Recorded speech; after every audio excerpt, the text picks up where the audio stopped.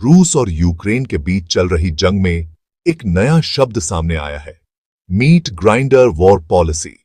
आप सोच रहे होंगे, ये है क्या? चलिए इसे समझते हैं। रूस की ये नई पॉलिसी असल में एक युद्ध नीति है।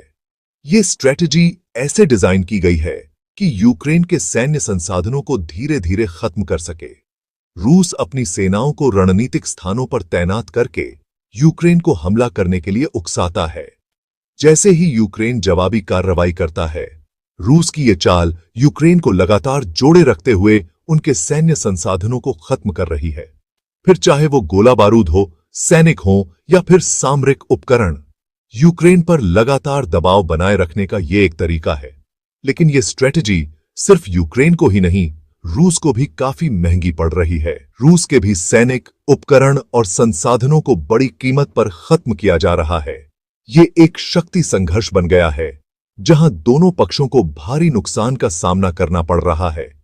ये वॉर पॉलिसी का असर सिर्फ युद्ध के मैदान तक ही सीमित नहीं है।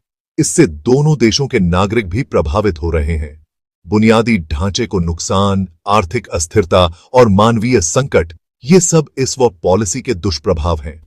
तो अगर आप न्यूज के शौकीन हैं, यह समझना जरूरी है कि रूस की मीट ग्राइंडर वॉर पॉलिसी सिर्फ एक सैन्य युद्ध नीति नहीं, बल्कि एक मनोवैज्ञानिक युद्ध भी है।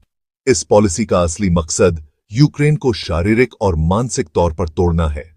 आपको क्या लगता है, यह स्ट्रेटजी कितनी प्रभावी है? कमेंट्स में अपनी राय जरूर दें। देखने के लिए शुक्रिया।